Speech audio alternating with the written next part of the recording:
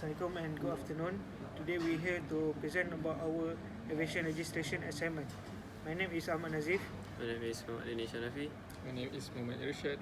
My name is Ahmad.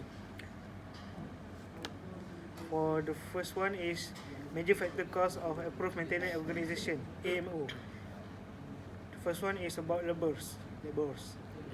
This is stated in International Air Transport Association IATA, as the operators may face higher costs for maintenance as well, with both wage for aircraft technician and the price on aircraft parts and replacement on the rise. Since growing profit is difficult, companies are forced to cut costs to be more profitable. The more the aircraft need to be operated, the more the labor needed for the maintenance and other services of the aircraft. Maintenance costing. Typically, around 80% of the total cost can be attributed to staff costs, not just the engineers and technicians working with the aircraft, but also the managers and administrators scheduling the program, and those contributing towards the maintenance burdens overhead. The expensive cost of D-checks cause large peaks to occur during the life of an aircraft. The operator would pay more if the agreed usage threshold was exceeded, whereas the maintenance provider would absorb the risk of an unexpected additional cost due to abnormal wear and tear. Okay, the next is parts and equipment costs. Engine or power plant MRO is projected to be the fastest growing segment in the industry. The reason for this projected increase is mainly due to the high cost of repair parts. And the price of the components and parts will price up from time to time. So normally the airlines will buy and stock up the parts and components in order to save the cost. The next one is maintenance economics. Maintenance is normally done by a certifying staff with the guidance of maintenance planner document MPD. Maintenance task, which is normally done by licensed aircraft engineer LAE, and the technician is the smallest part in maintenance program. Normally the maintenance task is planned according to maintenance schedule. However, it depends on the company whether to follow the contents of MPD completely. Sometimes to cut costs, the airlines will come up with their own solution with the guidance of the MPD, but most of the content of MPD is followed by the airlines. This is in the case of airline industry. The next one is steps for company grow well. There are three parts: planning, budgeting, and staffing. So the first one is planning. Determine. This means in planning, the organization should determine the aims and what should be done to get the aims. Second one, developing premise. Third, initiating activities such as start the process of planning. Generally, there are four major types of planning exercises: strategy, tactical, contingency, and managerial. Strategy planning involves determining organization goals and how to achieve it. For the planning system in aviation, most of the company use cyclic system, which means the graph of economy of a particular company.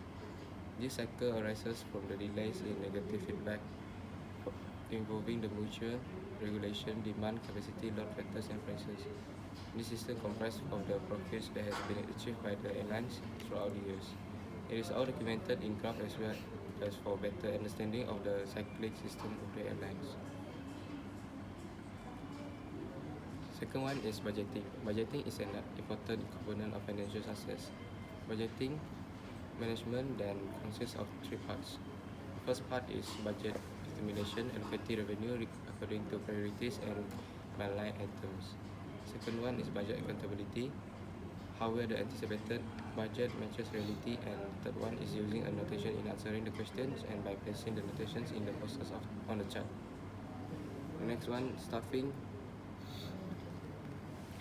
For staffing, AMO or any organization maintaining aircraft should ensure that certifying staff have an adequate understanding of the relevant aircraft to be maintained. Certifying staff are involved in at least 6 months of actual relevant aircraft or component maintenance experience in any consecutive 2 years period. The organization shall assess all prospective certifying staff for their competence, qualification, and capability to carry out their certifying duties. This is the process of formally introducing the selected individual to particular unit, to colleges, and to the organization. The selected person should be aware of the mission and objective of the unit, the nature of responsibility and the level of authority, the degree of accountability and the system and procedure followed to accomplish their tasks associated with the job. Maintenance times and overrun penalties.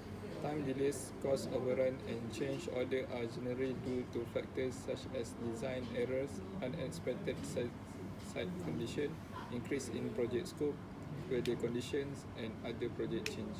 If MRO organization overrun maintenance time, this could result in penalties by customer. Load factor. A high load factor indicates that an airline has full plane with most seats occupied by passengers. If only half of the seats on the flight are occupied, the airline is not generating as much revenue as it could by flying a full plane. A low load factor may be a cause for concern and may indicate an unprofitable airline. Okay, so the summarizations of the training programs held by AMO. First is facilities, sources, and quality control. In aviation industry, it is necessary that most of practical training needs to be conducted in the workplace. The quality manager is responsible for the preparation of the maintenance area and availability of tooling and equipment to perform the task. If theory training is required to the specific task training, a room will be set aside with sufficient seating and any necessary projection equipment, whiteboards, manual, and training aids. The trainer will review or develop the training material prior to course commencement. For training personnel, committed trainer, instruction will be provided by personnel experienced or qualified in the type of maintenance training being given under the training plan. Training may be given by approved license holders or task specialists with recognized skills and experience in the relevant discipline. Next, training and assessment. Training will be given in an on-the-job training format or a combination of on-the-job and theoretical training.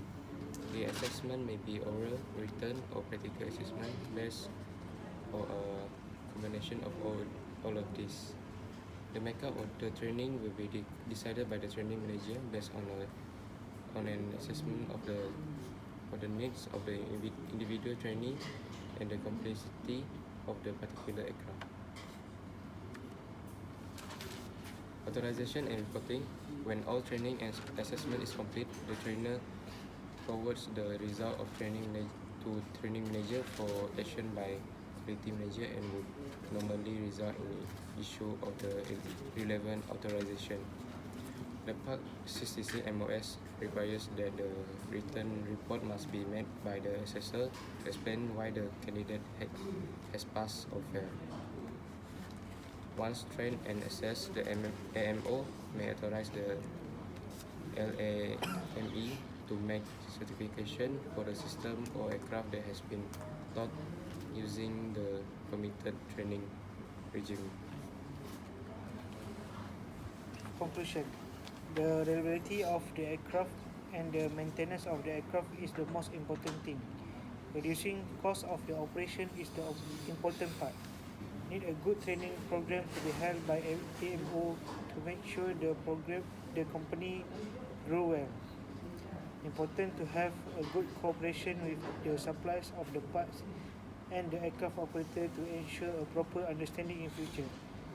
The operator should be able to manage with the staffier staff or worker with proper qualification and capability to ensure the AMO quality system.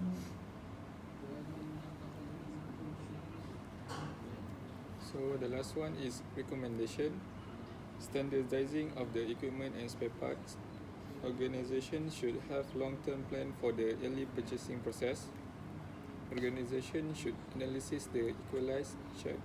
The management should have a long-term planning for mixed fleet. organization can simplify the maintenance made by improving aircraft maintenance by identifying and correcting maintainability deficiency. The organization can improve the operation method by improving the cost and costing. The last one is training program held by AMO should be very much effective, that would give the workers a great knowledge, which is really helpful. So that's all from us. Thank you.